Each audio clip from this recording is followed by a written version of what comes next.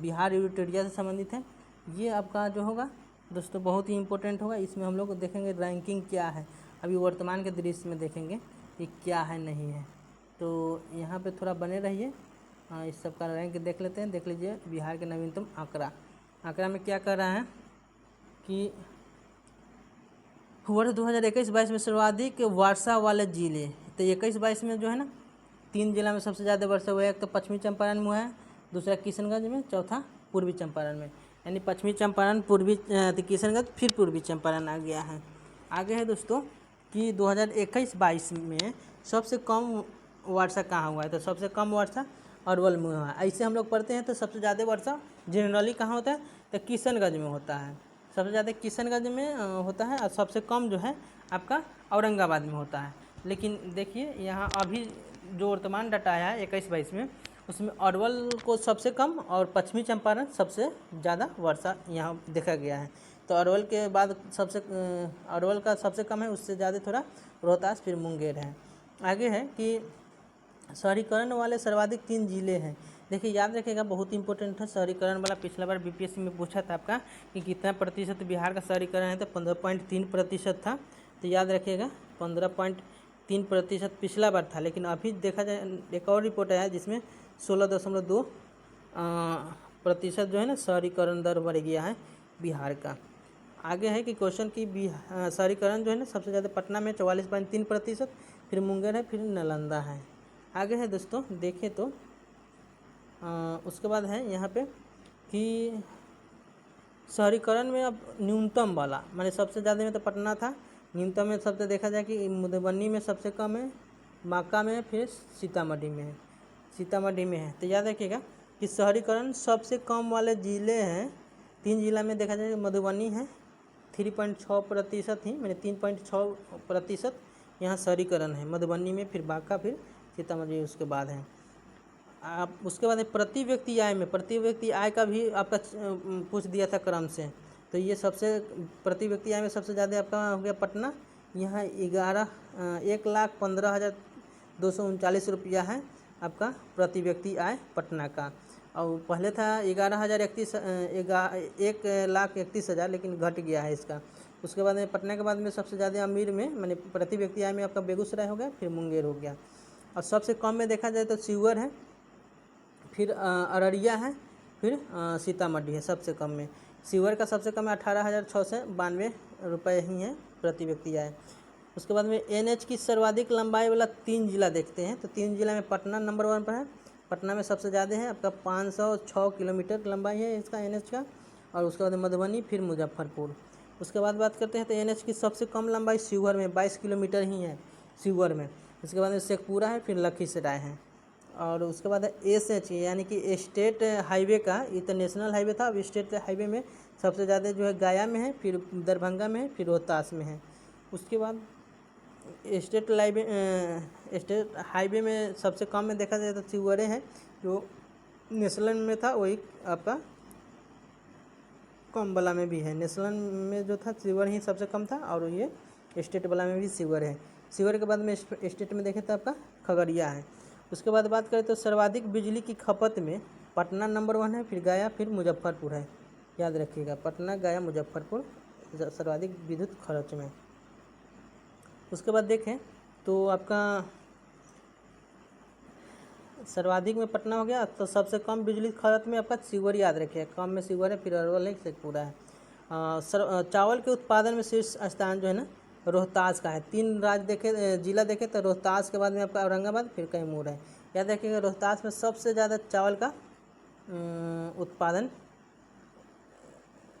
किया गया है। रोहतास चावल के उत्पादन के उत्पादन में शीर्ष स्थान रोहतास का है। और उत्पादकता कहेगा तो उत्पादकता में आपका चावल में दोनों में रोहतास है, नहीं दोनों में तो नहीं है। प्रति हेक्टेयर में तो आपका चावल में पश्चिमी चंपारण था, इसमें दोनों में रोहतास दे रहा है। अच्छा दोस्तों, आप लोग कमेंट कीजिएगा कि क्या इसका सही है। ऐसे इसमें जो दिया हुआ है यूटेरिया का है, तो आप लोग देख सकते हैं इसमें रोहतास ही दिया है चावल में। 21-22 का रिपोर्ट है, और इसके तहत रोहतास में जो है ना 196 किग्रा प्रति हेक्टेयर में उत्पादन किया जा रहा है।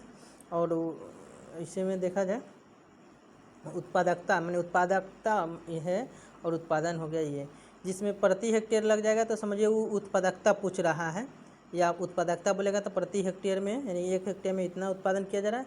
ऐसे सिर्फ उत्पादन में तो ओवरऑल में देखा जाता है तो टन में उसको गिनती किया जाता है।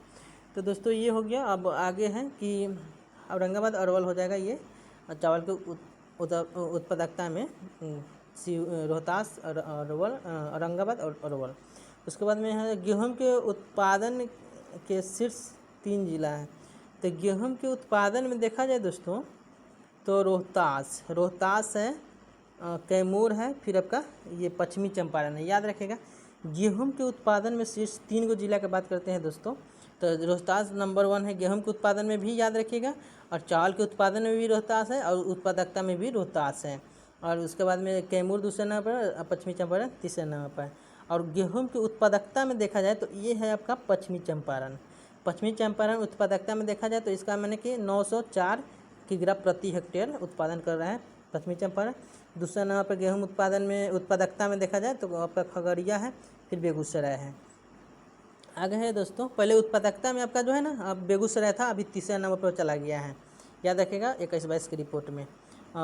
मक्का के उत्पादन में कटिहार, पहले भी कटिहार था, अभी भी कटिहार बना हुआ है। 2 नंबर पर पूर्णिया, 3 नंबर पर खगड़िया है। यानी कि दक्षिण पूरब के जो जिला है बिहार के वो सब है।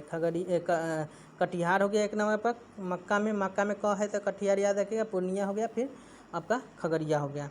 उसके बाद है दोस्तों कि मक्का के उत्पादकता में देखा जाए तो अररिया सबसे ज़्यादा है प्रति हेक्टेयर में। माने अररिया जो है ना 8361 किग्रा प्रति हेक्टेयर में अररिया उत्पादन करता है। फिर पूर्णिया, फिर कटिहार हो गया। ठीक है, तो आगे देखते हैं दोस्तों। ये उत्पादकता में हो गया। आगे है कि दाल के उत्पादन में शीर्ष स्थान। तो देखिए दाल के उत्पादन में पटना नंबर 1 है। पटना के बाद में औरंगाबाद के बाद में आपका नालंदा है। याद रखिएगा सबसे ज़्यादा पटना में उत्पादन होता है दाल, उसके बाद में औरंगाबाद में, फिर नालंदा में।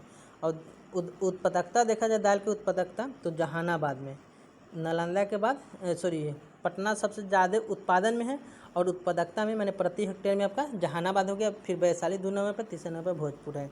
गन्ना के उत्पादन में देखें तो आपका पश्चिमी चंपारण है, यानी कि अकेले पूरा बिहार का 51% जो है ना ये उत्पादन करता है पश्चिमी चंपारण गन्ना के उत्पादन।